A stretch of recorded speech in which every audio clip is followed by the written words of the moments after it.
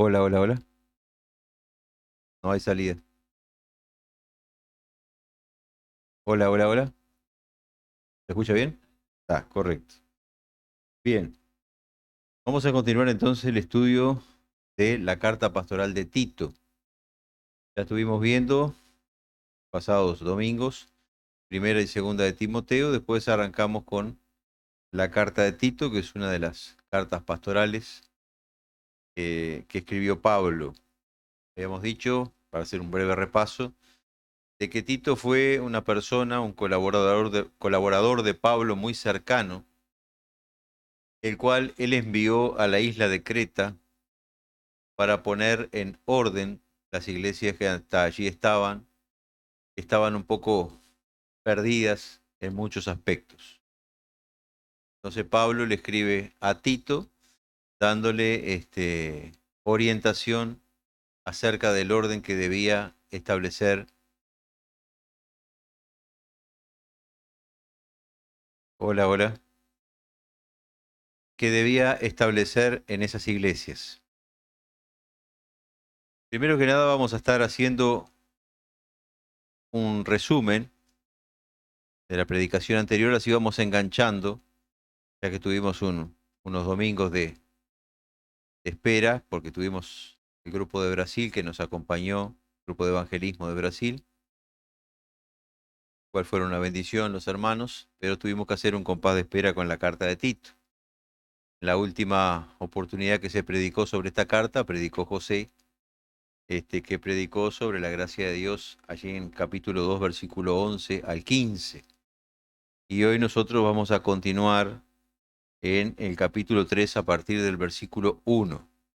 Pero vamos a estar haciendo un breve repaso para tener una idea de y enganchar la predicación del día de hoy.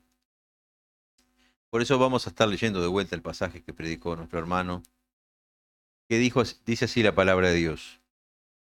La gracia de Dios se ha manifestado para salvación a toda la humanidad y nos enseña que, renunciando a la impiedad y a los deseos mundanos, vivamos en este siglo sobria, justa y piadosamente, mientras aguardamos la esperanza bienaventurada y la manifestación gloriosa de nuestro gran Dios y Salvador Jesucristo. Él se dio a sí mismo por nosotros para redimirnos de toda maldad y purificar para sí un pueblo propio, celoso de buenas obras. Esto habla y exhorta y reprende con toda autoridad, nadie te menosprecie. Era el pasaje que predicó nuestro hermano José. Bien, vamos a ver rápidamente, como dije, un resumen de lo que el hermano predicó. Si bien él lo enfocó un poquito diferente de lo que yo voy a hacer el resumen acá.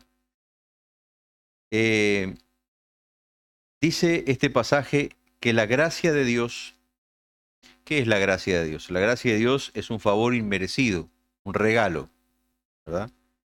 Se derrama para salvación a todos los hombres. Y también esta misma gracia nos enseña, dice la palabra, cómo debemos vivir la vida cristiana hasta la venida del Señor. Una de las cosas que nos enseña, la primera cosa que nos enseña es que negando la impiedad, ¿qué es la impiedad?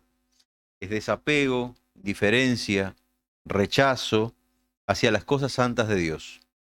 Entonces debemos negar eso, negando la impiedad y los deseos mundanos, los deseos del mundo, o sea, aquellas cosas que están fuera de la iglesia, de las cosas de Dios, cosas a las cuales estamos inclinados y que pertenecen a este orden mundial, pueden ser placeres carnales, lujos desmedidos, ambiciones desmedidas, vicios, comportamientos obscenos, etcétera. O sea, nos enseña que negando estas cosas, vivamos en esta época de una manera sobria. Sobria significa templada, moderada, sin excesos,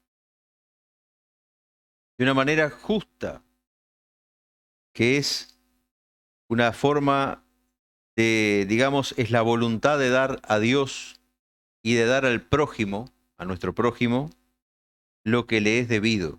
Eso es justicia. Entonces, de una manera piadosa, perdón, una manera sobria, justa y piadosa. Habíamos dicho que impiedad era el desapego, la indiferencia o rechazo hacia las cosas santas de Dios. Entonces, la piedad, la forma piadosa de vivir, sería una devoción a las cosas santas del Señor y, por amor al prójimo, actos de amor y de compasión. Ya que el Señor, dice la palabra, se dio a sí mismo para redimirnos, que es redimirnos, rescatarnos. El Señor pagó una deuda por nosotros, ¿verdad? Es como que estuviéramos cautivos, es como que estuviéramos, no, estábamos cautivos del mundo, estábamos cautivos del diablo y sus redes, y el Señor nos rescató a través de su muerte en la cruz. Y lo hizo, o sea, nos rescató de la impiedad, a fin de que, dice, el Señor quiso, dice acá la palabra, se dio a sí mismo por nosotros para redimirnos de toda la maldad y purificar para sí un pueblo propio, celoso de buenas obras. El Señor quería purificar a su pueblo, hacerlo puro, libre de imperfecciones, y bien que imperfecciones vamos a tener hasta que nos encontremos en su presencia, pero vamos camino a eso. El Señor está trabajando en eso todos los días, nos pule un poco, nos trabaja para que realmente nos vayamos purificando, ¿verdad? Y de esta manera ser un pueblo como Él quiere. Y que tampoco, que también en esa purificación no solo nos vayamos perfeccionando en todo lo que es la parte moral, sino que también nos vamos librando un poco de las mezclas que tenemos con el mundo. Cuando nosotros venimos a Cristo, venimos prácticamente, digamos, llenos de cosas que traemos del mundo, donde vivíamos antes, ¿verdad? Y de a poco, con el trabajo del Señor, a través de, de su palabra, a través de la acción del Señor en nuestras vidas, esas cosas se van, digamos, despegando de nosotros y nos vamos de alguna manera purificando, como dice la palabra aquí. Dice el Señor que también este pueblo tiene que ser, y que digo, es la voluntad de Él, que sea celoso de buenas obras. Eh, Estas obras de las que habla el Señor aquí son importantes. ¿Por qué son importantes? Porque estas obras son la evidencia de una vida realmente convertida al Señor. Nadie puede ver si alguien está realmente convertido al Señor, si alguien realmente es salvo, si eso no se evidencia de una forma externa. Nadie tiene una salvación tan profunda que no se vea. Eso no existe. Se tiene que ver. Se demuestra a través de acciones externas. De hecho, cuando el Señor habla allí en Apocalipsis de las iglesias, una de las constantes a cada iglesia que le va a hablar es: yo conozco tus obras, yo conozco tus obras, yo conozco tus obras. No le dice yo conozco tu fe, yo conozco tus obras, porque le está hablando a la iglesia. Se entiende que la iglesia ya tiene la fe, pero esa fe produce cosas. Y cuando esa obra es producto de la fe, es un referente de que estamos realmente en el camino correcto, de que realmente estamos convertidos y de que somos salvos. Es una evidencia palpable, visible hacia nuestros ojos. También estas obras van a ser usadas en un juicio, y ese juicio del gran trono blanco, y que los libros van a ser abiertos. ¿Y qué es lo que van a mirar?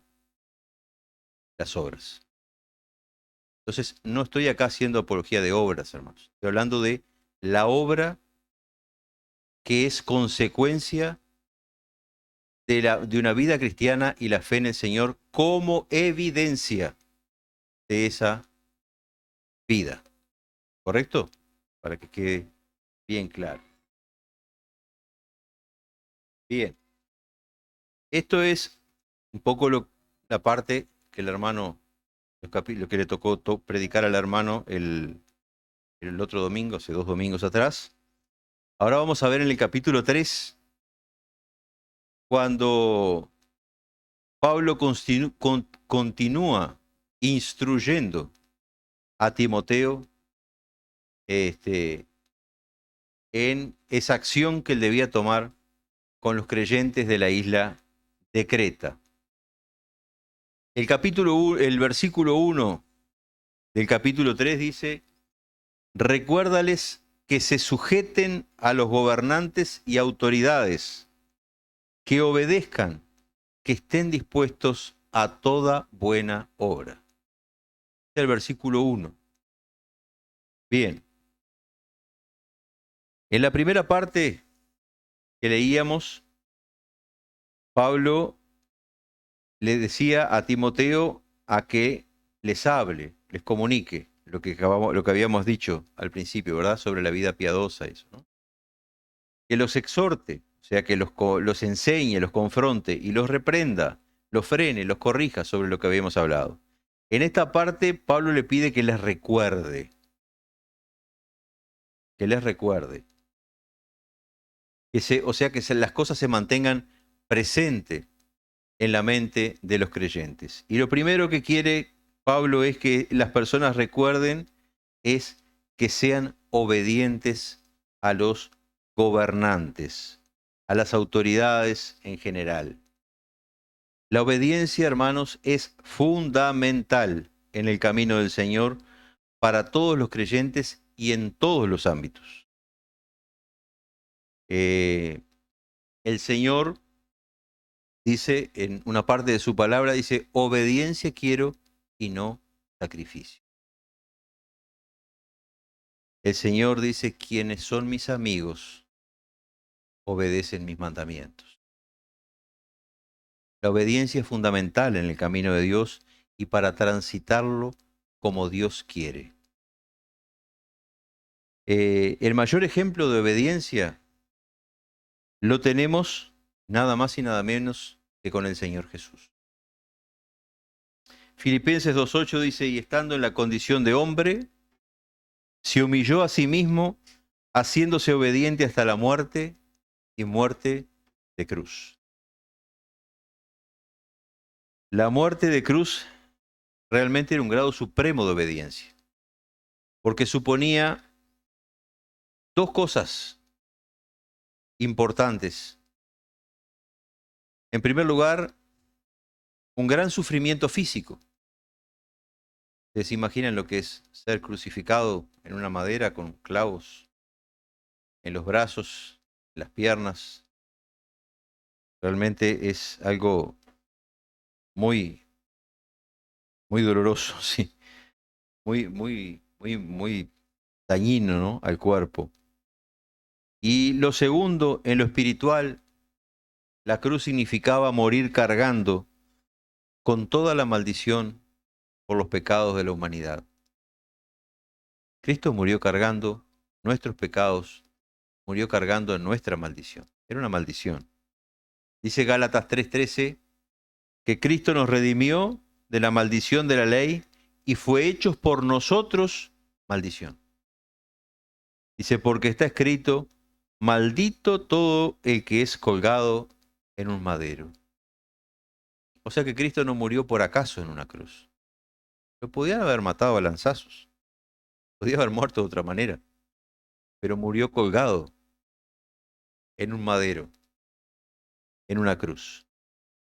Porque tenía que cumplirse la palabra que dice que maldito todo lo que es colgado en un madero, y Él llevó nuestras maldiciones. Gálatas 3:13 está esto, hermano. Ahora bien, ¿por qué obediente a los gobernantes y autoridades? Y nosotros pensamos muchas veces pero son un desastre, pero son así, pero son asá, pero están haciendo esto, pero están haciendo lo otro. ¿Cómo es posible que Dios me mande obedecer a esta gente? Sí, Dios nos manda obedecer a esta gente. Nos manda obedecer a esta gente, en primer lugar, porque las autoridades, dice la palabra, fueron puestas por Dios. Dios puso las autoridades. No se crean que fue su voto el que las colocó allí. Nosotros fuimos un medio. Y hay muchos que piensan que su voto colocó esas autoridades allí. No saben que todo está bajo el control del Señor. Aún aquellos que no están en el camino de Él. Dios usa a quien quiere y usa lo que Él quiere para establecer sus designios, sus mandamientos, su plan, llámele como usted lo desee. Pero Dios usa lo que Él quiere porque Él es el Rey, Él es supremo. Él no tiene otro límite más que Él mismo. La palabra de Dios, dirá usted, es el límite de Él. Sí, pero ¿quién la hizo la palabra de Dios? La hizo Él. Entonces su límite es Él. No somos nosotros, ni son las circunstancias, ni es ninguna otra cosa. Romanos 13:1 dice, sométase toda persona a las autoridades superiores, porque no hay autoridad sino de parte de Dios, y las que hay por Dios han sido establecidas. Romanos 13:2 dice, de modo que quien se opone a la autoridad, a lo establecido por Dios resiste, y los que resisten acarrean condenación para sí mismos. Importante y curioso esto, ¿no? El no obedecer a una autoridad es acarrearse condenación. Porque dice que resistir a la autoridad puesta por Dios es resistir al mismo Dios. Y a nadie le va bien cuando resistimos a Dios.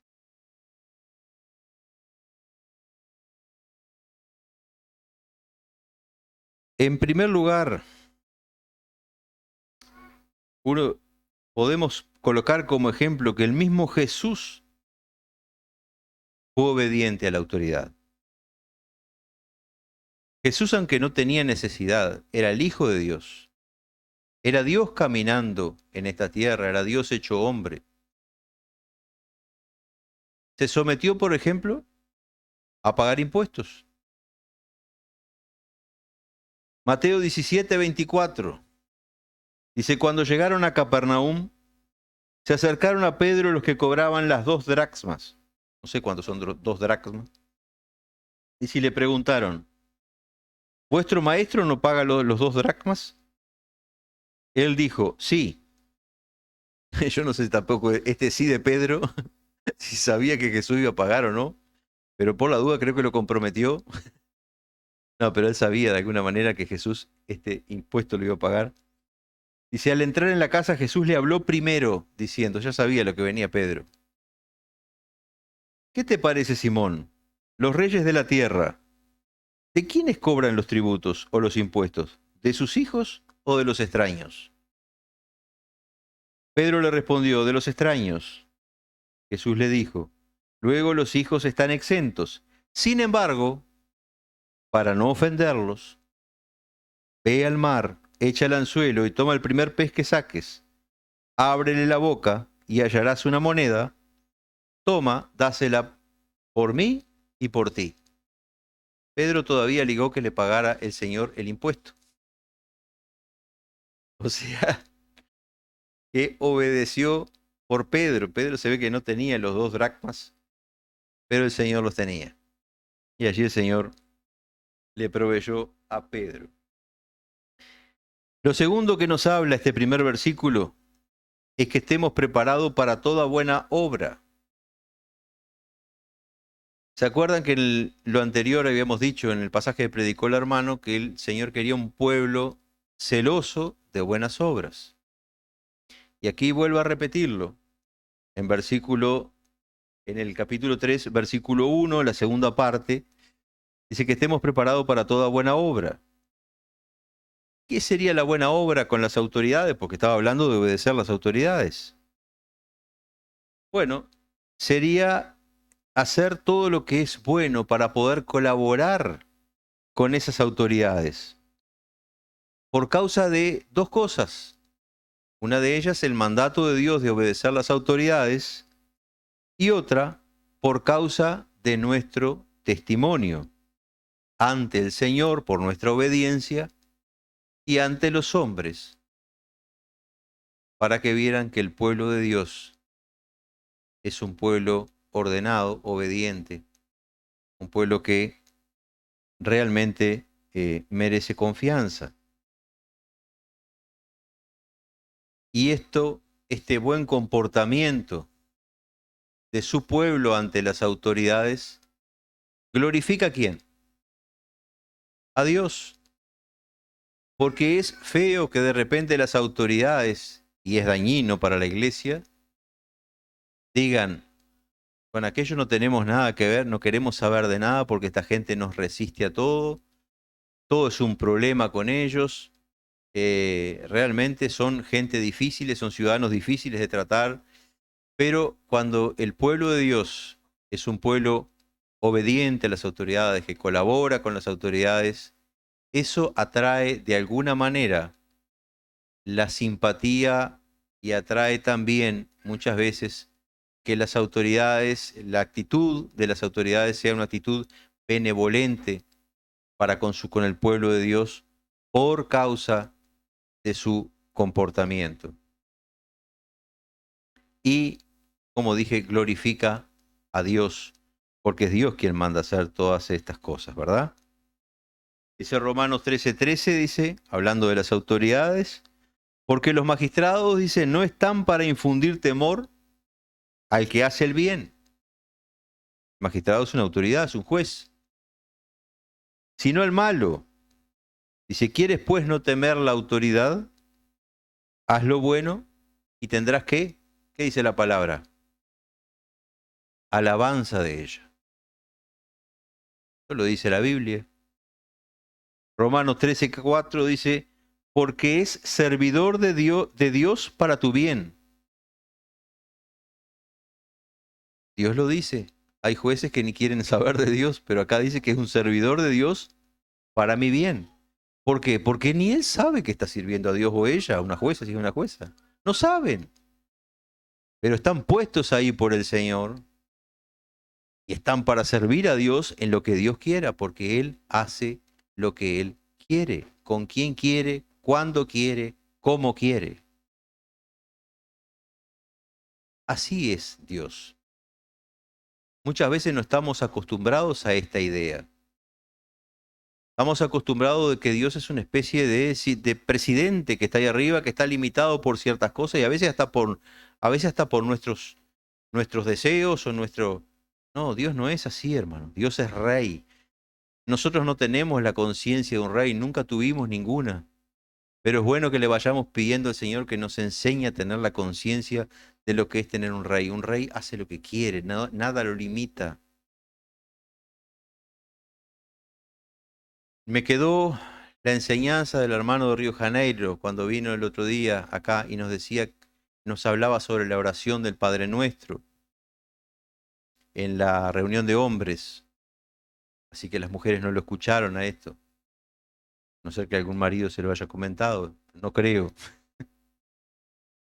Que era el hecho de que cuando vamos a orar no podemos presentarnos de cualquier manera ante Dios. Él lo hacía basado en el texto de la oración del Padre Nuestro. ¿Por qué? Porque el Señor es un rey. Y él decía que teníamos que tener conciencia de eso también. ¿Cómo comienza la oración del Padre Nuestro? Padre nuestro que estás en los cielos, santificado sea tu nombre. Venga a nosotros tu reino, hágase tu voluntad. No empieza pidiendo y pidiendo y pidiendo y pidiendo. ¿Cómo oramos a veces nosotros? Señor, te doy gracias y te pido y te pido y te pido y te pido y te pido y te pido. ¿Y dónde está el rey? ¿Que se va a presentar ante el rey de esa manera? Va a terminar un poco más bajo, ¿eh? No de Dios. De Dios, si fuera a presentarse ante un rey humano de esa manera, algunos centímetros más abajo termina. Entonces, el Señor es misericordioso. Nosotros no terminamos más bajo con Él. Pero deberíamos aprender a cómo presentarnos ante Dios y a tener conciencia de que Dios es Rey. Entonces, volviendo al tema, las autoridades, aunque no sepan, son puestas por Dios. Realmente vemos a veces gente muy difícil de tratar en todos los ámbitos del gobierno, ya sea municipal, gobierno nacional, poder judicial, lo que sea, muy, muy difícil de tratar. ¿Cómo puede ser un siervo, una sierva de Dios esta persona? Y bueno, no sé, tendría que ser Dios para saberlo. Él por algo lo tiene allí, por algo lo puso, para algo lo usa. Porque acá lo dice y yo tengo que creerlo. Porque la palabra de Dios no se discute, se cree. Dice Romanos 13:5, por lo cual es necesario, dice, estarle sujetos, no solamente por razón del castigo, sino también por causa de la conciencia. Así que hay solo una causa, hermanos, o razón por la cual podemos y en realidad muchas veces debemos desobedecer una orden de la autoridad. Cuando esa orden va contra los principios de Dios, de modo que provoque en nosotros el hecho de llevarnos al pecado, por ejemplo. Si una autoridad, digo, voy a hacer un ejemplo nada más, no es que suceda así.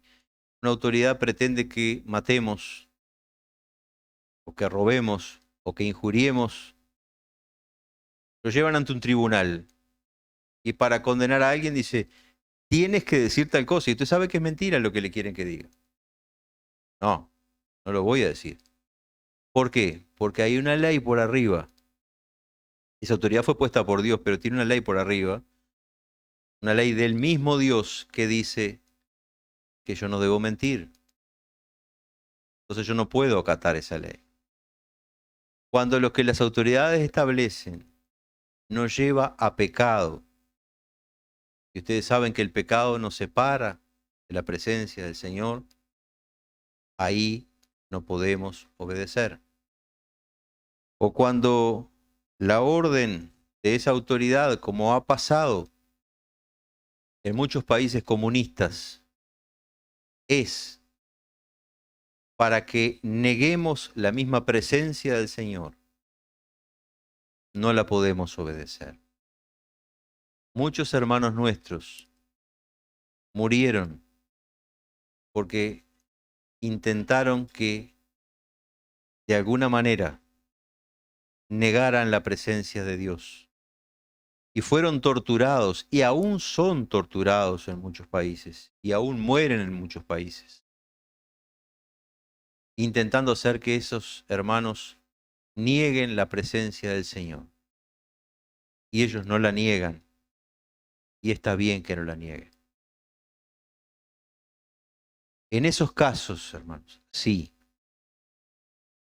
se le puede decir a la autoridad que no. Pero por lo demás, la Biblia nos dice que tenemos que obedecer. El versículo 2 cambia un poquito el tono de lo que habla y ya no se centra tanto en las autoridades, sino que se centra más general. Dice lo siguiente, Tito 3:2, que a nadie difamen, que no sean pendencieros, sino amables, mostrando toda mansedumbre para con los hombres. Este versículo 2 nos exhorta a que no debemos difamar a quién, a los hermanos de la iglesia, a nadie, ni al vecino de enfrente que nos está tirando piedra, ni al otro que tira la basura en la calle, no, a nadie, ni a los hermanos, ni a nadie. El hecho de la difamación es injuria. ¿Qué es difamar? Es desvirtuar la buena imagen de una persona o la buena fama. Y estas cosas, cuando uno está difamando, está incurriendo en varios pecados. Generalmente, uno de ellos, y el primero de ellos, es la murmuración, el popular chisme. Muchas veces se hablan cosas sin saber lo que se está hablando. Y mismo cuando se sabe lo que está hablando, a veces es mejor callar. Porque Dios no quiere que murmuremos. Pero también muchos de esos chismes a veces se sigue, digamos, la cadena de pecados. Muchos de esos chismes son mentiras también. Además de ser un chisme, es una mentira. Y además, ¿qué evidencia esto de la persona? Falta de misericordia con los demás. Tal vez lo primero que se me ocurre también que evidencia es falta de un juicio propio, de una autoevaluación, que sería muy bueno que todos la hiciéramos. ¿Estoy obrando bien? Cuando estamos de repente en oración al Señor. ¿Estoy obrando bien, Señor? Hay un pasaje de la palabra que a mí me gusta mucho, que dice, examíname, oh Dios, y conoce mi corazón. Ve si hay en él camino de perversidad y guíame por el camino eterno. Qué bueno es pedirle al Señor siempre y cada día que nos examine, que nos ayude a vernos como Él nos ve. Capaz que nos sorprendemos, hermanos. Pensamos a veces que somos perfectos y tal vez de perfectos. Es un hecho que de perfectos no tenemos nada, pero tal vez somos peores de lo que creemos que somos. Pidámosle a Dios que nos muestre para que Él nos pueda corregir y guiarnos por el camino eterno. Porque Dios quiere que llevemos una vida santa. Él dice, soy santo, sed santos. ¿Por qué? Porque yo soy santo. Dice que lo otro que debemos evitar, que nos dice acá el versículo, son las contiendas. Debemos ser amables, debemos mostrar mansedumbre, ser mansos. Las peleas, ¿verdad? Sean de cualquier tipo, verbales o físicas, mucho menos físicas. Pero cualquier pelea es mala, cualquier contienda es mala. Dios no se agrada de ellas. Generalmente, los conflictos comienzan impulsados por actos diversos, que son parte de la naturaleza carnal, de la naturaleza caída del ser humano, de aquello que traíamos antes de conocer al Señor. Como por ejemplo la sobreestima. Es lo contrario a la baja autoestima. Les recomiendo que, si alguien no vio, vean conferencia de ayer del hermano Alejandro Las, que habla sobre esto. Hay gente que tiene sobreestima, o sea, se cree más de lo que realmente es y causa conflictos. La soberbia, el egoísmo, la ira, frutos de la carne, ¿verdad? Que nos dice allí en Gálatas, frutos de la carne. Todo esto causa conflictos. No es posible,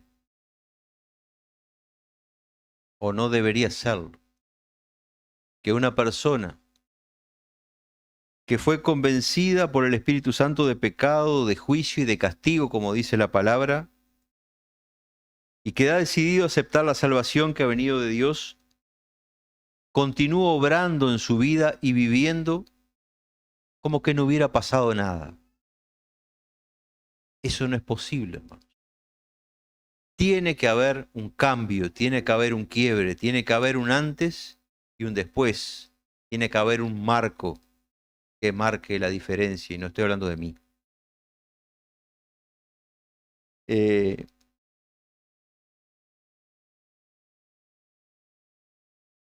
la conversión, como lo dije otra vez, se va a evidenciar la salvación por las obras que la persona haga, por lo exterior. Entonces, la importancia de las obras es cuando evidencia lo que somos por dentro, cuando muestra lo que somos por dentro. Las obras nunca te van a salvar. Lo que te salva es la fe, la gracia de Dios, el creerle a Dios, lo que Dios hizo por ti en la cruz. Creer en Dios y creerle principalmente a Dios. Eso es lo que te salva.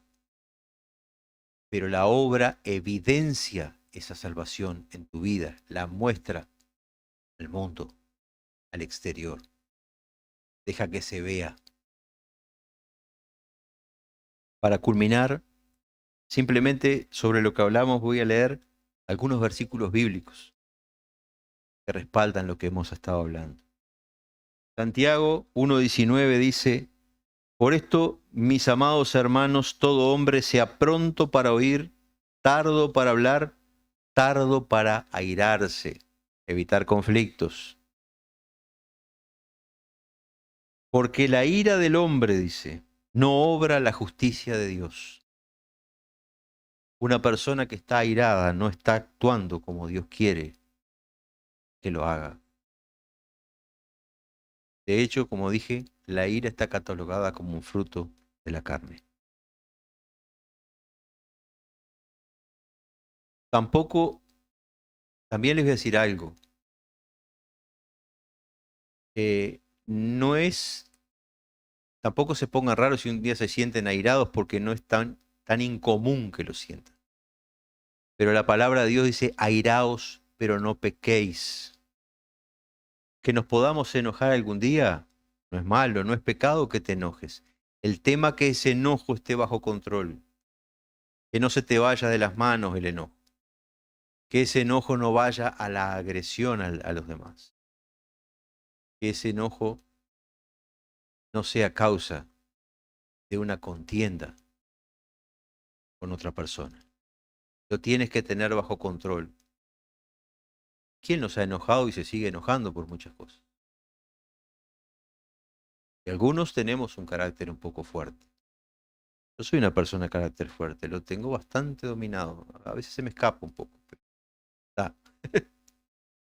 Este, pero el asunto es realmente controlar la ira dentro de nosotros. Dice Efesios 4:29, ninguna palabra corrompida salga de vuestra boca, sino la que sea buena para la necesaria edificación a fin de dar gracia a los oyentes. Y no contristéis al Espíritu Santo de Dios, con el cual fuisteis sellados para el día de la redención. Podemos entristecer a Dios, que es Dios, es el Espíritu Santo es Dios. Está aquí con nosotros ahora Cristo, se fue con el Padre al cielo y el Espíritu Santo está con nosotros y lo podemos entristecer como lo vimos la otra vez también en una prédica. Dice, quítese de vosotros toda amargura, enojo, ira, gritería, maledicencia y toda malicia. Antes sed benignos unos con otros, misericordiosos, perdonándoos unos a otros, como Dios también los perdonó a vosotros en Cristo. Cuando nosotros nos enojamos con los demás, hermanos, tenemos que pensar, ¿qué pasó en nuestra vida? Nosotros fuimos perdonados, debemos perdonar a los demás. ¿Se acuerdan de aquella palabra, de aquella parábola del rey que le perdonó una deuda enorme a una persona? Se fue muy agradecido, pero cuando salió de allí, vio a otro que le debía una cantidad ínfima y lo metió a la cárcel porque no quiso perdonar su deuda. ¿Cómo terminó? Terminó mal, porque Dios se enojó con él y le dijo, no, no perdonaste,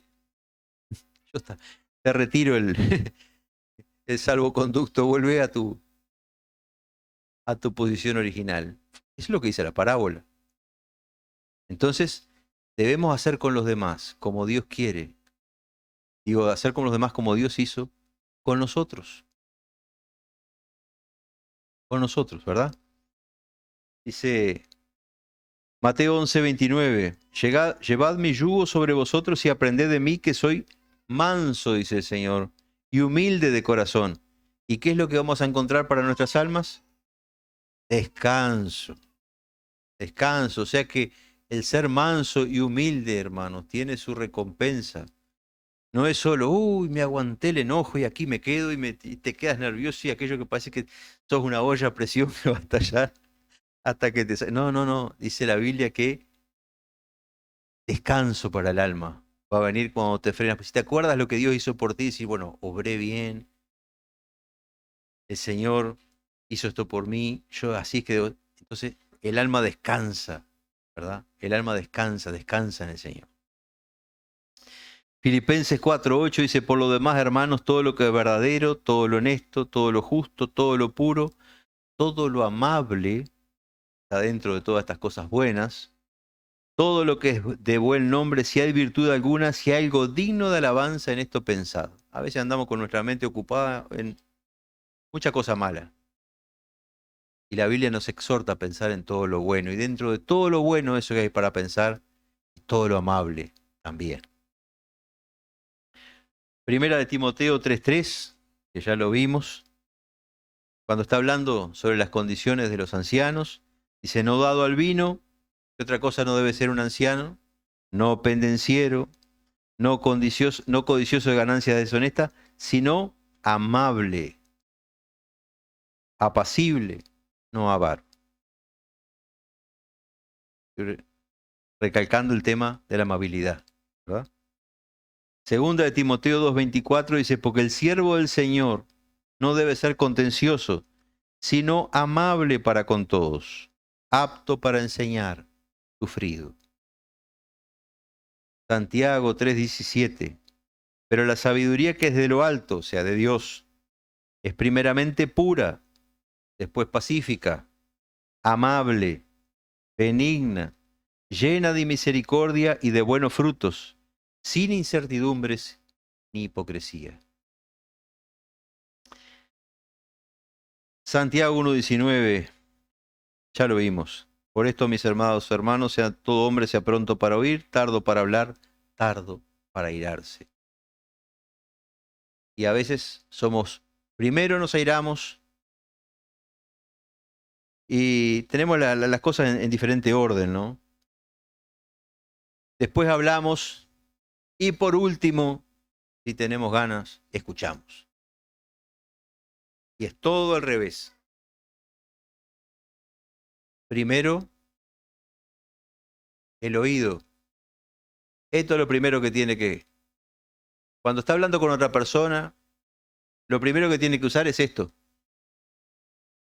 ¿Ah? Si lo tiene chiquito, no sé, yo tengo bueno. Pero use el oído. Lo primero que tiene que hacer. Lo segundo,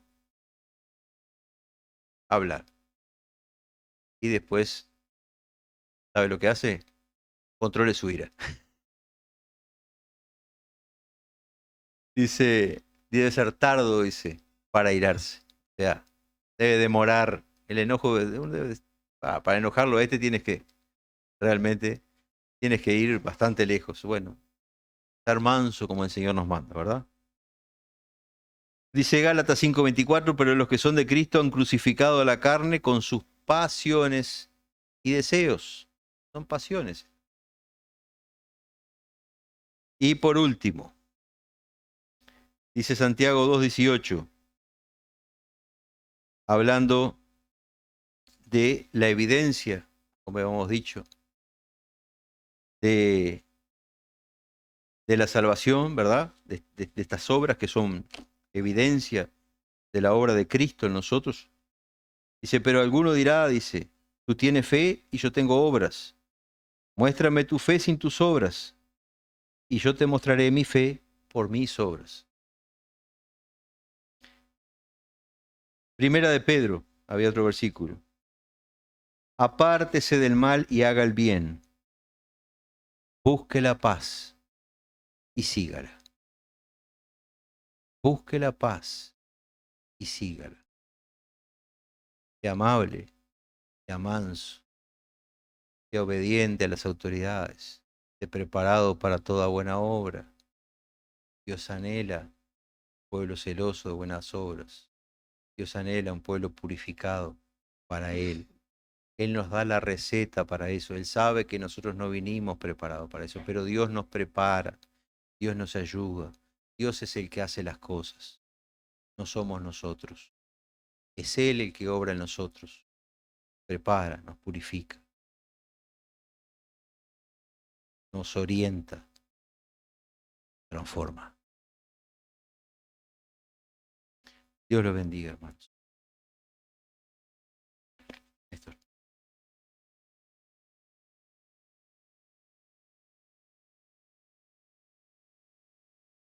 Gracias, Marco. Es un desafío seguir a Dios en estos tiempos y cumplir lo que Dios nos ordena, pero en su gracia y en su amor